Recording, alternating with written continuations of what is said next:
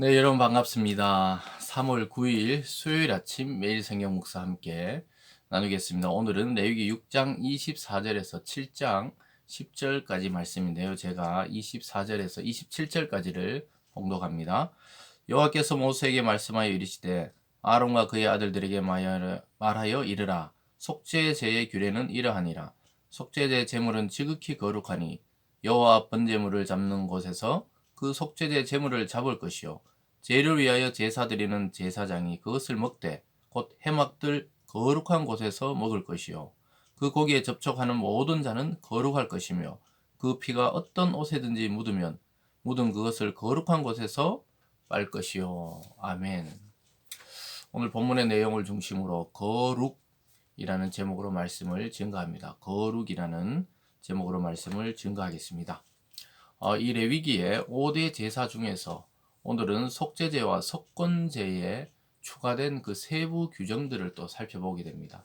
우리가 5대 제사를 앞에서 살펴봤고 또 어제까지는 그 앞쪽에 나오는 이 번제나 화목 번제에 대해서 또 우리 추가 규정들 또 소제에 대해서 어제 살펴봤고요. 오늘은 화목제보다도 먼저 속죄제와 속건제에 대한 추가된 규정들을 살펴보려고 합니다.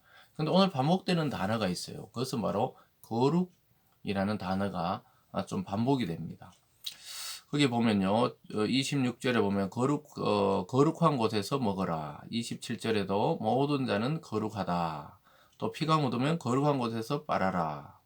또 29절에도 제사장인 남자는 모두 그것을 먹을지니 그것은 지극히 거룩하니라. 뭐 이런 식으로 해서 이 거룩이란 단어가 오늘 본문에서 물론 뭐 다른 이 레위기 다른 본문에서도 나오지만 특별히 속죄제와 속건제 규정에서 거룩이란 단어가 반복되는 것을 보게 됩니다. 여러분, 이 레위기의 핵심이 바로 이 거룩입니다. 거룩이란 것은 우리가 구별되다 이런 말이죠.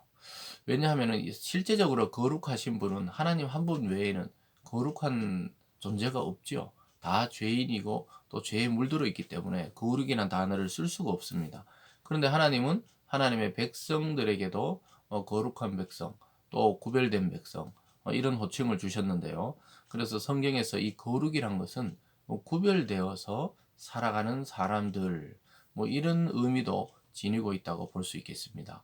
그래서 왜냐하면 하나님이 거룩하신 분이니까 그의 백성들도 구별되이 거룩하게 살아가라는 것이 하나님의 명령이죠.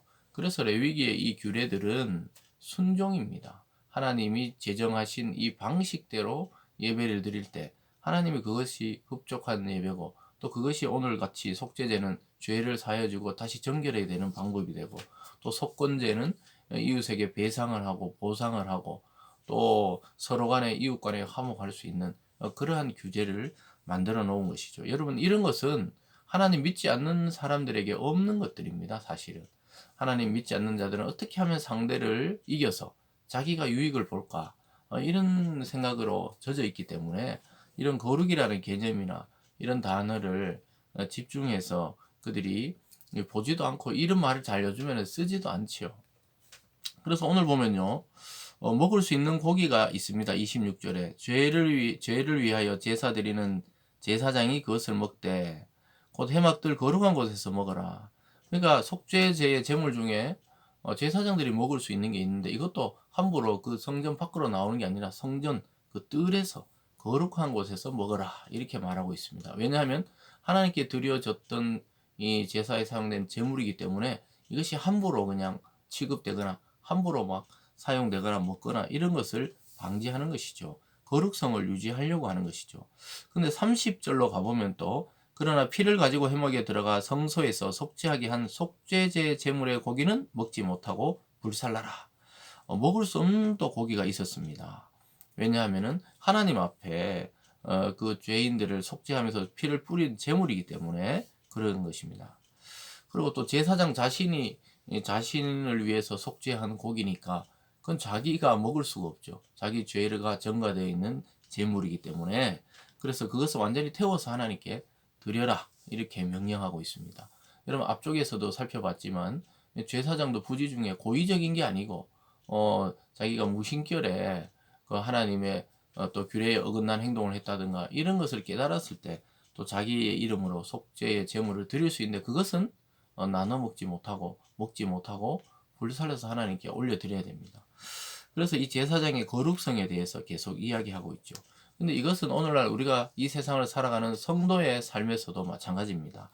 이 세상에 섞여 살고 똑같이 직장을 다니고 똑같은 사업을 하고 똑같이 겉모습은 가정을 꾸려나가도 사실은 그 스피릿이나 그의 행동 양식이나 마음의 소원은 완전히 구별되어 있는 것이죠. 또 그래야 정상입니다. 하나님 우리를 이처럼 예배자로 부르시고 이미 주일날 많은 사람들, 믿지 않는 사람들과 다르게 교회로 와서 예배 드린다는 자체가 이미 구별된 삶입니다. 그 시간에 뭐 다른 놀이나 레저나 또는 자기 뭐 휴식이나 이것을 취할 수도 있는데도 교회에 와서 살아계신 하나님께 예배 드린다. 이 자체도 이미 거룩성을 회복한 사람들이고 구별된 사람이죠. 또 아침에 이렇게 일어나서 저와 여러분이 이렇게 하나님의 말씀을 묵상하고 먼저 하나님께 기도한다. 이거는 완전히 구별된 삶입니다. 우리는 늘 하니까 이게 뭐 특별해 보이지 않지만 실제로 믿지 않는 자들이나 또 이런 생활을 하지 않는 분들 보면 우리를 아주 특별하게 보고 아주 구별되게 그렇게 생각하는 경우가 많이 있습니다.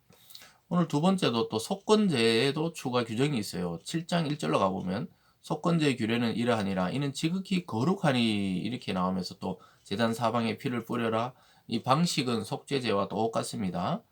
그리고 6절에도 제사장인 남자는 모두 그것을 먹되 거룩한 곳에서 먹을지니 그것은 지극히 거룩하니라 속죄제와 속건제 규례는 같으니 그 뇌물은 속죄하는 제사장에 돌아간다. 그래서 제사장인 남자는 그것을 먹을 수 있다.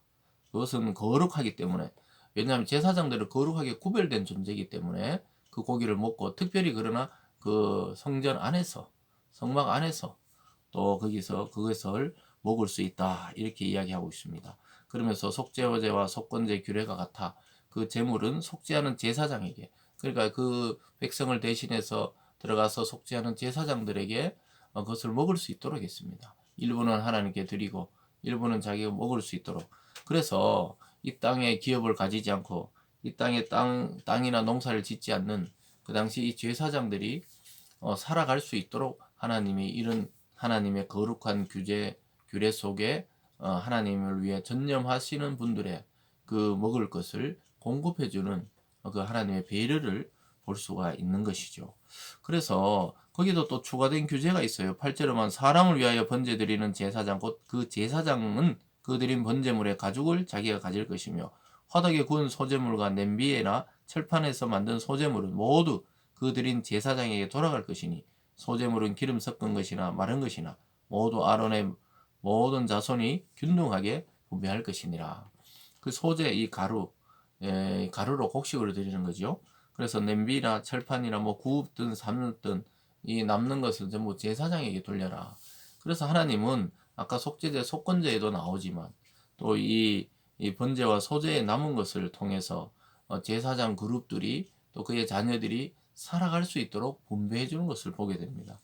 여러분 이것은 공동체의 그 책임을 말하는 것이죠. 백성들이 하나님께 다 드리고 그렇다면 만약에 다 태워서 다 드리면 제사장들은 하나님을 땅을 기업으로 받지 못했죠. 그 당시에 땅이란 농사나 또 목축을 해야 되는데 그런 땅이 없는 분들은 이 오로지 성전에서 이 아론의 후손들은 제사장의 직위를 가지고 거기서 살아가야 되는 것입니다.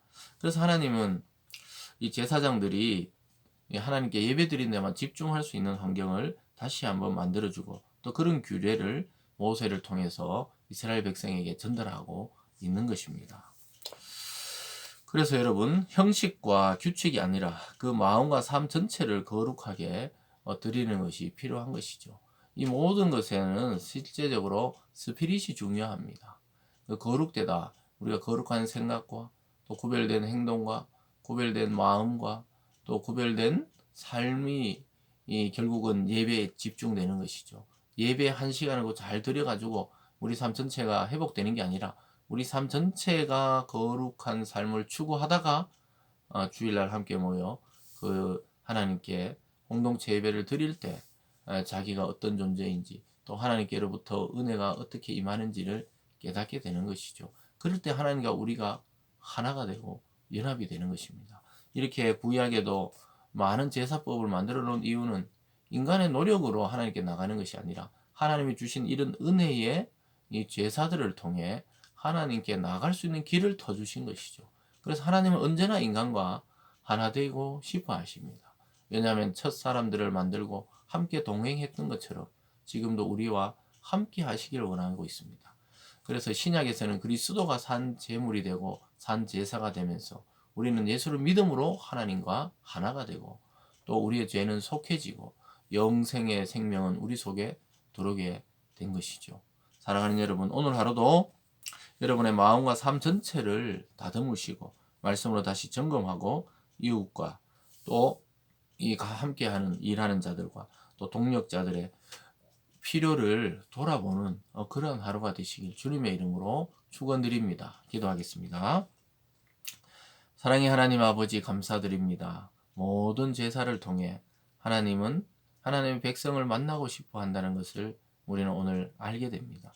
또 그리고 자기 백성이 이 세상에 거룩하게 구별되어 살아가는 것을 원하고 계십니다. 하나님 아버지, 이 물질 만능주의와 또 이 세상의 모든 것이 아름다워 보이는 이런 시대에 속지 않게 도와주시고 하나님을 믿는 그 참 믿음으로 살아가는 우리 성도들 되게 도우시고 이 죄악이 넘실대는 세상 속에서도 우리 자신을 지키고 가정을 지키고 교회를 지킬 거룩성을 회복하고 또 거룩한 능력으로 살아가는 우리들 되게 하여 주시옵소서. 하나님 아버지, 오늘 하루도 이웃과 또 동력자들을 돌아보며 그들의 필요를 채우는 것에 그것이 우리의 기쁨이 되게 하여 주시옵소서.